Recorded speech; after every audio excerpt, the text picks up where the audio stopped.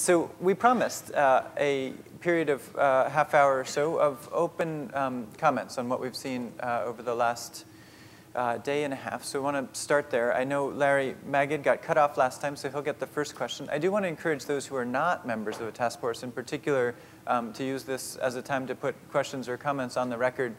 At 12, we will close sharply and excuse everyone who's not on the task force. We're going to spend the afternoon from 12 to 3 in a closed-door session. But from now till 12, I'd love to have comments or questions, particularly on the technologies we've been talking about, and comments most welcome as well as questions. So Larry, you get the mic first, which I think I might have here. And then again, to task force members, I'm going to give pride of place to those non-members for this half hour, if that's okay. Well, I'm glad that you talked for a minute, because it's really hard to follow those three very smart young people, and I'm really glad they were with us today. This is the question I was going to ask of Hemu, but actually it's a question that I think anybody in this room can think about. And it has to do with the unintended consequences of if we were to more successfully lock down services like MySpace and Facebook and Bebo and all the other social networks. If we were, for example, to empower parents to keep their kids off of these sites, or to make it easier to keep their kids off on these sites, if we were to restrict access to 16 or possibly even 18, what might happen? Hemu mentioned the suicide prevention hotline. There are children alive today who would not be alive if it weren't for social networking sites.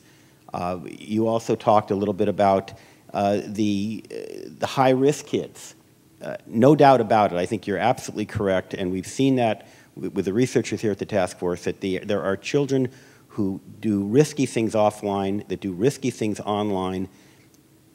Often they do not have the parental support. Often their parents wouldn't be available or willing or able to validate them through some kind of a permission process. So we worry about a lot of things. Gay and lesbian teens who might be prevented from understanding their sexuality. We worry about kids who are suicidal. We worry about kids who might want to find out information about STDs. There's a lot of stuff out there, and Ann and I did a little memo on this, but I'm wondering, should we be worrying about these unintended consequences, and might we have more harm than good if we were to successfully lock down these services? Happy to have responses to that, but I'm also happy just to go to other comments. Professor Harry Lewis, back here in the... Jump in and follow that, because I asked this question yesterday about the developmental consequences if we move to a state of sort of blanket surveillance of children, and I'd just like to question the philosophical premise from which that world seems to be emerging. That that as parents we have a fundamental responsibility to keep our children safe. Obviously, none of us wants our children to be endangered, but it's kind of our responsibility to make sure they're safe, and that so measures like the ones that have been talked about yesterday, which would call me on the cell phone as soon as my son or daughter types certain words into their internet browser, are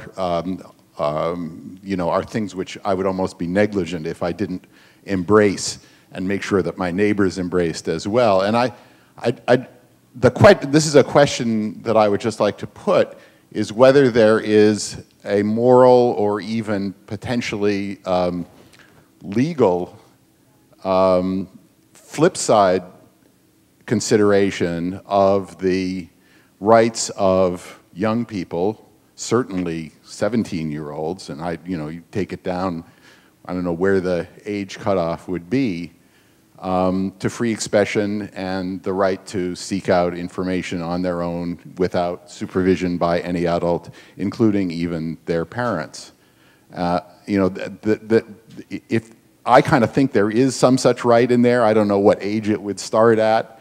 Just from where I philosophically sit, I would tend to, think younger rather than older, but whatever it is. But if we go to the extreme on parental responsibility for supervising the words and what the words spoken and heard by young people, then you have to deny the right of children for some kind of, as Larry said, seeking out knowledge or expressing themselves to other people. And I just, philosophically and legally, I don't know where that dilemma, where that balance has to be struck. Thanks. Thank you, and I commended yesterday to you Blown to Bits, which is a book written by Professor Lewis and 2 others, but he's also blogging on this topic on blowntobits.com, is it? Bitsbook.com, and he's got a blog post on yesterday, and is I think a helpful gadfly to this conversation among others around here. Please. Hi, I'm Ron Zayas. I'm the CEO of eGuardian, but I'm going to answer this question as a parent of 3 teenagers rather than as a CEO of a company that does age identification. I don't think, first of all, I think the parent is the best arbiter for their children of what's going to be appropriate or not appropriate. And as children get older, they do get more rights, and that's a healthy part of our society. But parents are ultimately responsible for who their children are from the moment they're born to until they become adults. So I don't want to take away the authority of the parent. I think what we need to offer is more choices, and choices inherently mean less censorship. Before movies had ratings, there was a whole list of things you couldn't do in a movie. You couldn't kiss for more than 3 seconds. And you couldn't do certain things in violence or whatever the case may be. Movie ratings allowed parents to have a tool that said, okay, do I find it appropriate for my child to go to a PG-13 film or to a G film or to an R film? And I sometimes make those, there are a lot of things I'll let my children watch with me that I probably wouldn't let them watch on their own. There are some things that I find very objectionable, like violence, where sex in context I think is a normal thing for them to be able to see. That's my right as a parent to do. What I think is objectionable for most parents today is that, number one, they're not been given tools. They're not giving options or visibility into what's going on there, and many of them don't have the time or the tools to do that. So I think whether you're a social networking site like Facebook, which I think has been doing an excellent job of trying to bring some transparency there, or you're a site like MySpace, which I hope can work on this a little bit further, we need to be able to give parents a way of tools to be part of the conversation and not lock them out of what's going on. Thank you. Sahara. My name's Sahara Burn. I'm an assistant professor at Cornell in the Department of Communication, and what I just would like to say really quick speaks to these 2 comments. I study the way children resist messages that are supposed to help them and why they do that and all the different reasons, and especially messages that are supposed to protect them from negative effects of the media. So I learned a lot in this meeting. I've just been given some funding to conduct a national sample survey that looks at parents' responses to different technologies and different strategies, not just technologies, but also media literacy interventions and rating systems and all kinds of other strategies that I've been looking at in other contexts, but in the context of internet safety. And I'm putting out a call to talk to me if you have something. I've learned a lot about what to put on there today in terms of what the major concerns are, what the different strategies are from a technology perspective. But if there's something that you think needs to be known about this topic, I would love to hear from you. So please email me at Cornell or talk to me afterwards. Sahara, thank you. We're very excited to see the results of your work, and I want to make a special researcher's plea to those who are running social networks to be friendly to researchers. This is an area in which you are now public spaces, effectively, in my view, and I really think those who have been cooperating closely with researchers have been aiding the public dialogue. Those who have been more closed to that, I would urge you to open up some more. That's a special little plea. Can you please pass it to Wendy Seltzer here, and then... Thanks. That's a great comment for me to follow up. Wendy Seltzer, I'm a fellow with the Berkman Center and a law professor.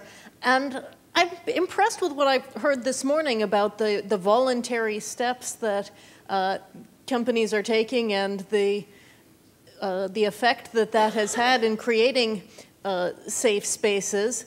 And I'm more impressed by that than by the would have rushed in to find the technological solution that will save us all. What I think this space needs is really good social science research into how kids are interacting online, how parents can help them to understand the technology, was great to hear from young people who are using the technology and who are going out to talk to their peers about how to use the technology safely. And research on what the real threats are. Obviously, none of us will disagree that every harm is serious, and even one child hurt online is something to be taken seriously. But I worry that we all hear about the one child who has been hurt and exaggerate the problem when we hear less about the flip side of all of the children who have been helped by having places where they can talk with their peers and with others who are in cohorts slightly older than they are, who can help to educate them about safety issues that they may not necessarily get from their parents or from their local community. Wendy, thank you. And thank you very much for your personal leadership in this field, to be sure. Go to the gentleman from NetNanny, but one just note for those who are not on the task force. One of the things we're doing this afternoon is having a first peek at the literature review, which Dana and Andrew have put together. That's something that will become a public document. It's not there yet. It's in a very early first not for distribution draft. But what it's doing is looking at what good social science research has occurred, trying to catalog all of that and to identify, frankly, the gaps. We know that there are many gaps in our understanding about that, and I think that's also where this partnership between academics and social networks and others in this space can bear fruit. Please, sir. Just speaking to Wendy for a second, I think the Pew Internet. I'm Peter Farrel from NetNanny. And speaking to what you just mentioned, I think the Pew Internet Life and Research Group does a great job, and they have a lot of great stats around some of the things you mentioned. My question goes out actually to the teen angels. I want to talk about it, and the gentleman in the back who talked about privacy for children. It seems from the stats and the teen angels, what you guys have done, that 70% of people's friends are cyberbullying them. I've seen ads from the Ad Council that talk about how kids will step outside of their personas and say and do things that they wouldn't do to their friends in real life, let's say. So there's been a lot of talk about the place of being anonymous online and how that is a place. It seems that when kids are not educated properly, that everything that they do online is put somewhere and everybody can see it at some point, and they do step into that persona of being anonymous, that these issues then happen. So when it comes down to what they spoke about identity verification and not age verification, that seems to be the real ticket, or the real way to cut through a lot of the cyberbullying and a lot of the sense of when these tweens and teens step out of their personas and take on these things and say these things that are harmful and derogatory to their friends or other kids, that if they had those abilities to have the ID verification at some level, that would cut a lot of that out. Thanks. And I just wanted to say that I have kids, and I do talk to high schoolers and middle schoolers, and I tell them to expect no privacy online at all. And if they can have that expectation, understand everything they do is being logged and put somewhere, they'll have a better understanding in the long term. Everyone's heard stories about on the MySpace or Facebook putting up a picture of you doing, drinking beer or doing drugs or doing something that you don't want your employer to look at when you get out of college, and they Google your name right away. And that seems to be another big issue that hasn't been brought up. But anyway, I just wanted to comment. Professor Lewis, do you want to respond? Well, the question is the data that said that 70% of their friends are doing things, and what the Ad Council is doing, do you, when you're doing your research, do kids step outside of who they really are when they're doing things online? Casey, do you mind just talking to the mic? Sure. Sometimes they do step out into that anonymity factor, but a lot of the times kids are able to figure out that it's their friends cyberbullying them. Maybe they gave a certain piece of information to only one friend, and so when that gets passed around, they know how it happened. And a lot of times, kids are smarter than their friends realize, and they're able, just like people are able to, do a little research, they can figure out how things started. And kids are also very into gossip, and a lot of times it gets spread around who started certain rumors or started instances of cyberbullying. So we did find across the board in our research that friends cyberbullying friends was a significant problem. And I'd like to pass the mic to Dana Boyd just for one sort of data intervention from her end as well, and then we'll swing back on this side. We're data gluttons around here. The thing we also know just generally about when people go on to be anonymous and to be sort of stepping outside of their identity is there's sort of two kinds of clusters of practices that go on in these spaces. They can best be understood as interest-driven and friendship-driven. Friendship-driven means going online with your friends, going on there to hang out with your peers and your schoolmates, and in many ways including the bullying of your peers and your schoolmates. That is primarily identity sort of localized, which means I may say that I'm 95 years old, but I'm still Dana and my friends still know how old I am, and we have this sort of circle going on. Then there's a set of interest-driven practices. Now, the interesting thing historically is that the early internet and the early web was almost all interest-driven. This means that you go on and you go because you're really interested in anime, and you find all of the other kids that are really interested in anime with you. And there's that sort of motivation to be there. And in many ways, that core group, especially in the early days, was stepping outside of identity because they didn't like their everyday lives. This was hardcore, marginalized, ostracized, socially outcast kids, of which I was one of. Right? Like, I grew up online, desperate to escape the hellish identity that I had to deal with every day at school. What's happened as we've seen the online environment go is that as things have gotten more and more friendship-driven, the vast majority of behavior is very much identity local. There are still the marginalized kids out there desperate to escape identity, and in some ways they are at a totally different kind of risk than what we're talking about mainstream. The most noticeable of this group, of the marginalized kids, are queer kids. And all of the research is looking at LGBT kids, gay, lesbian, bisexual, transsexual kids. They are in much greater risk because they are stepping outside of their identity, and they are doing so with a sexuality, intention, practice, and interest, which puts them into a totally different dynamic. So in terms of figuring out this sort of topology, you have to think about what kinds of practices people are going into and why they're going and when they would step out of identity or not. But the majority of kids, they're going on to hang out with the people they already know. Thanks, Dana. Hi, I'm Nancy Troxel, and I want to thank everybody for their participation. It's an amazing group of people with input, passion, and I just wanted to personally thank everybody. I also want to say that I have a 12-year-old and a 15-year-old, and my desk is right in front of their desk, so they're right behind me using their computer. I can see where they're going. I don't know who they're talking to. And so as a parent, that's my big concern. I always ask, who are you talking to? Who are you talking to? So as a parent, I'm being responsible, so I'm asking them, but I don't really know who they're talking to. So I just wanted to throw that out there as a parent, that is my concern. I don't know who they're talking to. Thank you, Nancy. Thank you for Voice of Reason. Mike, is it okay if I defer to the non-task force members and then come back, or is that okay? Braden. Hi, I'm Braden Cox, and I'm with the Net Choice Coalition. I'm not a task force member, and I appreciate being able to be here at this open meeting, and thank you, John, for hosting this and understanding what the process has kind of been all about. Well, you mentioned the Socratic Method earlier. It got me thinking. We're here at Harvard Law School. What would Professor Charles Kingfield do at the paper chase? Or what would, if you were in the audience, I think you'd have 3 questions of the task force here for the task force to consider later on. And I think the first one would be, what are the problems? Let's identify what the problems are. And, is it something like turn to your left, turn to your right, one of you are going to be molested online, or is it something that's a little more nuanced than that?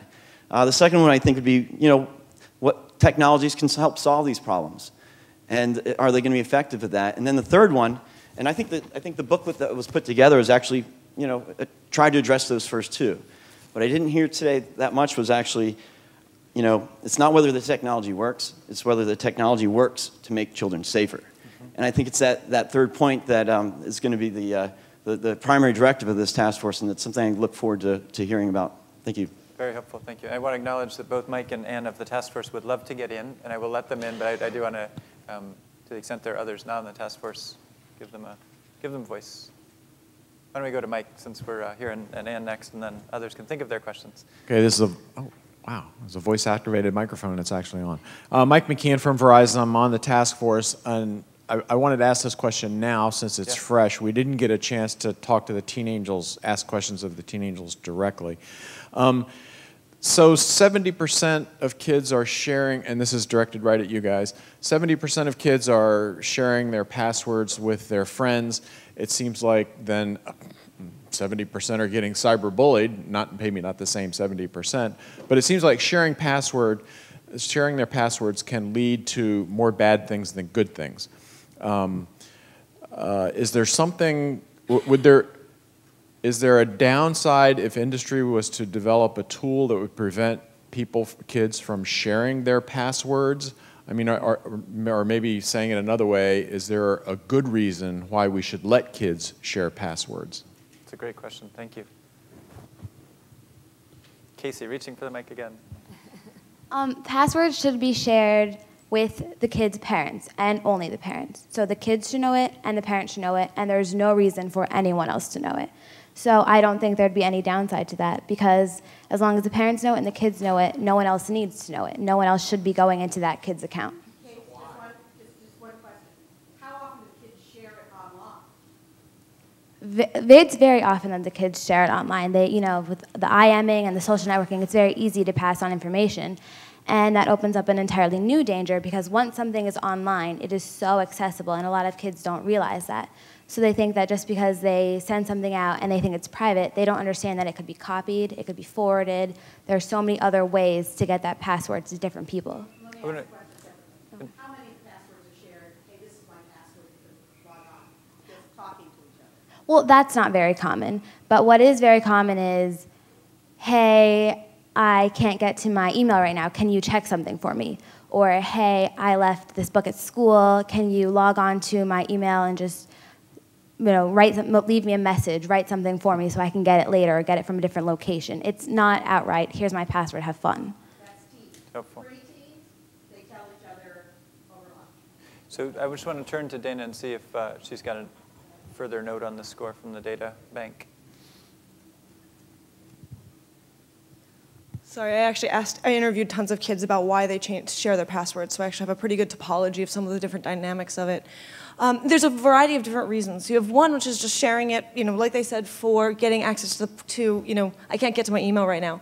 I think that's actually much broader than that, and I think that this is actually where class comes into play in an extreme way. The more that schools and libraries and other places have banned access to Facebook and MySpace, the more a variety of kids cannot get online through the places that they are able to get online. So a lot of the kids, especially in working class communities, who have no access to it in those public spaces, know which friends have access at home, give the passwords to those friends who have access at home, and will have them call up to check their information all the time. That's a really interesting side effect and cost of all of the banning that we've been doing. This also happens in the home environment. When kids are in trouble and they've been banned, or their parents don't like the technology, they ban it there, they give it out to all their friends to check in them and then call when there's a new message. So the kids are supposed to check all of the friends that they can't check. Another cost of this sort of banning attempt. Mobile phones are another funny one. Kids can't actually do certain things on their mobile phones, so the kids who only have access on their mobile phones will give out their friends' passwords to do other things. Kids also give out their passwords to have their friends make more complex profiles. This is particularly common in MySpace, is because they don't have the technological fluency. They're like, hey, you know how to do this. Here's my password. Will you figure this out and set it up and just give it back to me? Right, which is another dynamic of it. Another thing that I find really interesting and probably a little bit more disturbing is the ways in which in dating relationships, when boys and girls are dating, they give each other passwords as a form of trust, a symbol of trust. And that's a way of proving that they're not cheating on each other, right? That they can check each other's messages to make sure they're not cheating. So what are the dynamics there? And of course, there's a friend component to this as well. Now, I think that understanding why, as much as I agree that these passwords probably shouldn't be given out to anybody other than parents, I think that understanding why is really critical, because there's a whole set of dynamics here that are at play that are motivating reasonable thought processing. These are not stupid kids. They're doing this for a very logical set of steps. But the thing is that these same tools that are being given for this sort of logical step can, again, be turned around for some of the worst of bullying.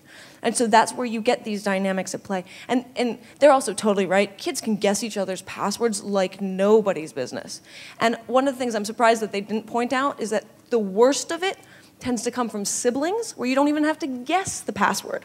All you have to do is get onto each other's computer and then play those games. So there's also that component in all of this, and then that gets given out. The other thing is as more and more computers, which you never remember your password, you save them on your computer. Siblings also give each other's siblings passwords out, which is another component of that plays in. Thanks, Tina. So Anne and Blair have their hands up. Maybe if you guys can just keep them tight, that'd be awesome, so in case someone else wants to. Yeah.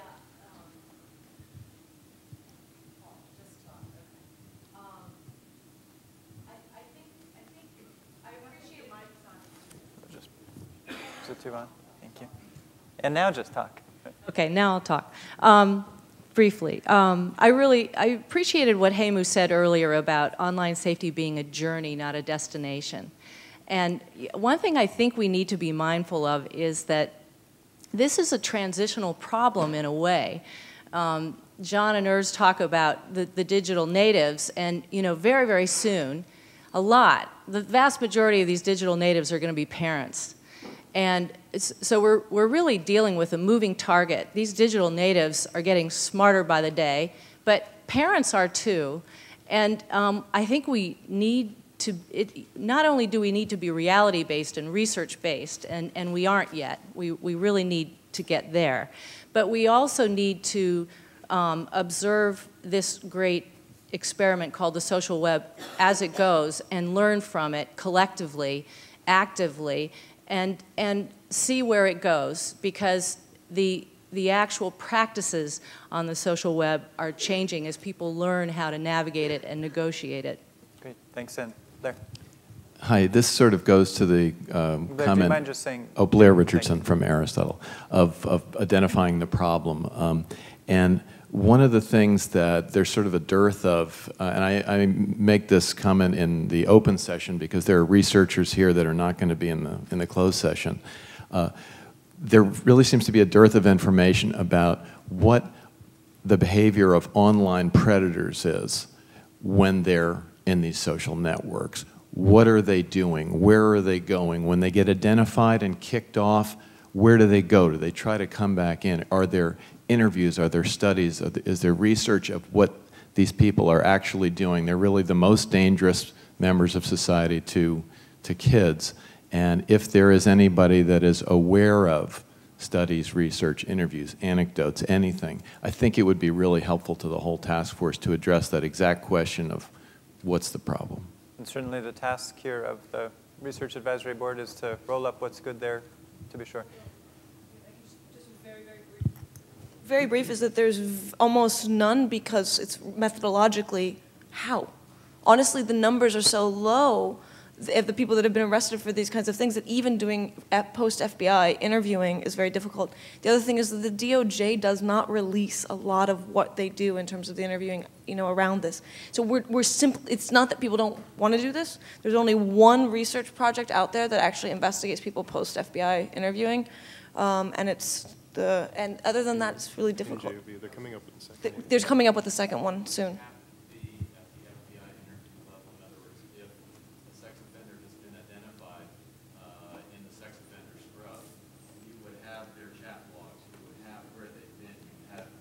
But this is where you get tracings, which is only a certain amount of information.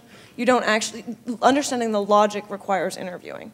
So it's a question of what you want to understand. There's a lot more understood through the tracings. There's a lot less understood through the logic of why, and why is an interview question. Okay. Then we'll come back to this when you talk a little about the literature review in a moment. We're almost at time, but is there anyone not a member of the task force who wants to get on the record at the moment? Please.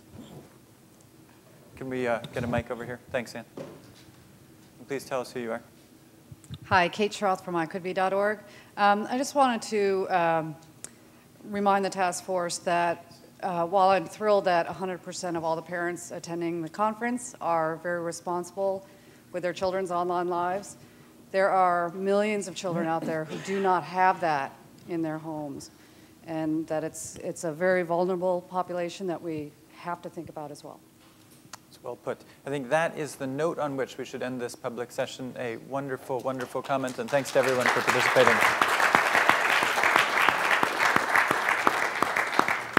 All right, so we're going to take a break for the next hour or so. I think we have just kind of a lunch period. Jess will return here at 1 for the actual discussion. Yeah, the task force. Okay, task force now. We would love to welcome you over at the Berkman Center, 23 Everett Street. There's going to be a resetting of tables and so forth, and task force members and the select number of the TAB are going to come back to here at 1, right? Great. See you back.